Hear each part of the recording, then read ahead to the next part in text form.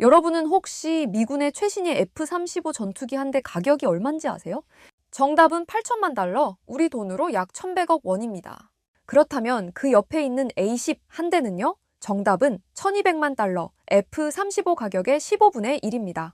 그런데 2026년 3월 지금 이 순간 호르무즈 해협 상공에서 이란 고속정을 사냥하고 있는 건 F-35가 아닙니다. A-10입니다. 꿀팁. 사실 이 전투기는 1970년대에 설계된 비행기입니다. 미 공군이 무려 20년 동안 퇴역시키려 했던 기체예요. 너무 느리다, 너무 낡았다, 현대전에서 살아남지 못한다. 이것이 사람들의 평가였고 실제로 그 말이 전부 맞습니다. 근데 지금 그 비행기가 이란 전선에 있습니다. 대체 왜일까요? 이 비행기가 어떻게 태어났는지부터 봐야 합니다. 1960년대 말, 미군은 베트남에서 뼈아픈 교훈을 얻었습니다. 당시 전투기들은 전부 빠르게 날기 위해 설계된 기종이었어요. 너무 빠르니까 아군 머리 위를 날면서 적을 제대로 조준할 여유가 없었습니다. 지상의 병사들은 지원을 요청했지만 비행기는 이미 지나가고 없었습니다. 그래서 미 공군은 1967년 새로운 공격기 개발 프로젝트를 시작합니다. 이름은 AX 프로그램, 그리고 여기서 전례 없는 결정이 내려집니다.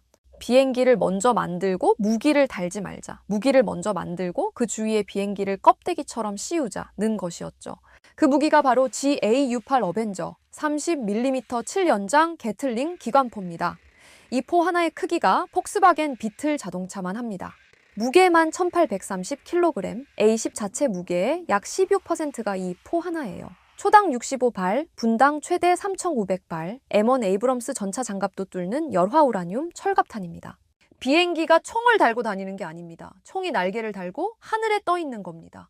그런데 이 비행기에는 또 하나의 비극적인 배경이 있습니다. 냉전 시절 소련은 중부 유럽에 전차를 4만 대 넘게 집결시켜 놓고 있었습니다.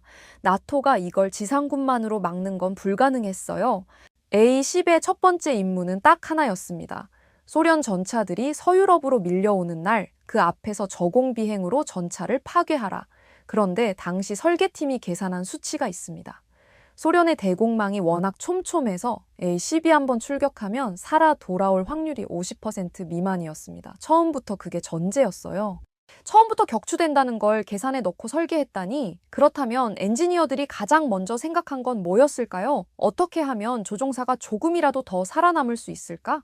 그렇게 A-10 조종석엔 특별한 게 달렸습니다. 티타늄 욕조, 공식 명칭은 티타늄 베스투브, 조종사를 360도 전방위로 감싸는 티타늄 장갑판입니다. 덕분에 A-10은 무게 540kg, 두께 최대 38mm, 소형 대공포탄이 직격해도 조종사를 보호할 수 있게 설계됐습니다. 포탄이 빗발쳐도 조종사는 티타늄 욕조 안에서 멀쩡히 앉아있을 수 있는 겁니다. 그리고 A-10엔 기괴한 설계가 또 하나 있습니다. 엔진이 두 개인데 두 개 다 날개 아래가 아니라 동체 뒤쪽 양옆에 달려 있어요. 왜일까요?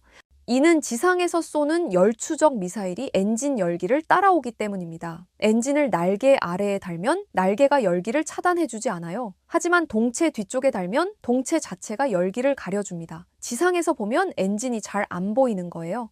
결정적으로 한쪽 엔진이 완전히 파괴되어도 나머지 하나로 비행이 가능하도록 유압 시스템이 이중으로 설계되어 있습니다. 이게 실제로 어떤 결과를 낳는지 실화 하나를 보여드릴게요. 2003년 이라크 전쟁, 킴 캠벨 대위의 A-12 바그다드 상공에서 지대공 미사일에 피격됩니다. 이에 한쪽 날개 절반이 날아갔고 유압 시스템이 전멸했습니다. 보통 전투기라면 그 자리에서 공중 분해됩니다. 하지만 킴 대위는 수동 조종으로 1시간을 더 날아서 기지에 착륙했습니다. 내린 다음에 기체를 본 정비사들이 할 말을 잃었다고 합니다. 이런 사례가 A-10에는 한두 개가 아닙니다. 1991년 페르시아만 전쟁, A-10은 총 8,000소티를 넘게 출격하면서 임무 완수율 95.7%를 기록합니다. 그 전쟁에서 쏜 매버릭 미사일의 90% 이상을 A-10이 담당했습니다. 이 기체가 너무 가혹한 조건에서도 계속 날아다니자 조종사들 사이에서 별명이 붙었습니다.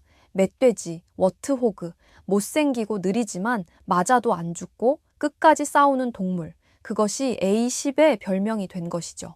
그런데 이 비행기엔 40년짜리 내부 전쟁이 있습니다. 바로 미 공군과 지상군 병사들 사이의 전쟁인데요. 91년 걸프전이 끝난 직후부터 미 공군 수뇌부는 A-10을 퇴역시키려 했습니다. 이유는 간단했어요. 느리다. 스텔스가 없다. F-16이 대신 할 수 있다. 유지비가 너무 많이 든다. 그런데 매번 막아선 사람들이 있었습니다. 다름 아닌 미군 지상군 병사들이었어요. 이라크에서, 아프가니스탄에서, 시리아에서, 땅 위에서 싸운 병사들이 한 목소리로 말했습니다. A-10만큼 우리 머리 위에서 버텨준 비행기는 없었다. F-16은 빠른 대신 한 번 지나가면 끝입니다. 전장 상공에서 몇 시간씩 선회하면서 지상군을 봐줄 수가 없어요. A-10은 달랐습니다. 시속 560km로 날아가면서 수시간씩 전장을 맴돌 수 있습니다. 지상군이 교신으로 불러내면 이미 하늘에 떠 있는 거예요. 병사들 머리 위에서 그 소리가 들릴 때 부르르르르트 30mm 포가 초당 65발을 쏘는 소리, 그 소리가 들리면 지상의 아군들은 살았다는 걸 압니다. 그런데 공군은 이를 배신하려 했어요. 2012년, 2015년, 그리고 2024년까지 매번 같은 이유였습니다. 하지만 지상군 병사들의 증언이 이를 항상 막았어요. A-10 없으면 우리가 더 죽는다. 2025년에도 똑같은 일이 벌어졌습니다. 미 공군이 A-10 전체 160이 전부 퇴역시키겠다고 예산을 요청했어요. 의회는 거절했습니다. 최소 103대를 2026년 9월까지 유지하도록 못을 박았습니다. 그리고 딱 2달 후 이란 전쟁이 시작됐습니다. 2026년 2월 28일 오퍼레이션 에픽 퓨리가 시작됐습니다. 미군 역사상 2003년 이라크 침공 이후 최대 규모의 중동 군사작전이었습니다. B-2, F-22, F-35 해군 함재기들이 이란을 한꺼번에 타격했습니다. 그리고 그 안에 A-10이 있었습니다. 이란은 호르무즈 해협을 봉쇄하겠다고 선언했습니다. 세계 원유 물동량의 20%가 지나가는 그 해협을요, 이란의 전술은 수백 척의 소형 고속정으로 상선을 공격하고 드론 보트와 기뢰로 수로를 막는 것이었습니다. F-35나 F-22가 이걸 상대하기엔 오히려 부적합합니다. 수백 달러짜리 소형 보트를 잡으려고 수천만 달러짜리 스텔스기를 저공 투입하는 건 말이 안 되는 거예요. 반면 A-10은 달랐습니다. 몇 시간이고 해협 상공을 선회하면서 이란 고속정이 보이면 30mm 포탄으로 즉시 제압합니다. 3월 19일까지 미군은 이란 함선 120척 이상을 파괴했다고 발표했습니다. 그 작전의 한 축을 A-10이 맡았습니다. 생각해보세요. 40년 전 소련 전차를 막으라고 만든 비행기가 2026년 지금 이란 고속정을 사냥하고 있습니다. 최첨단이 전부가 아니라는 걸 전쟁은 매번 증명합니다. 아프가니스탄에서 그랬고, 이라크에서 그랬고, 우크라이나에서도 그랬고, 지금 이란에서도 그러고 있습니다.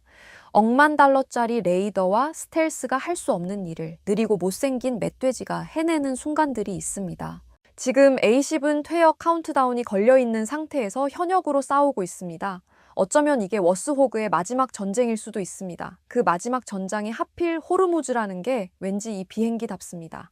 여러분은 이 고철 멧돼지 진짜 이제 은퇴해야 한다고 생각하시나요? 아니면 아직 더 싸울 이유가 있다고 보시나요? 댓글로 알려주세요. 꿀팁!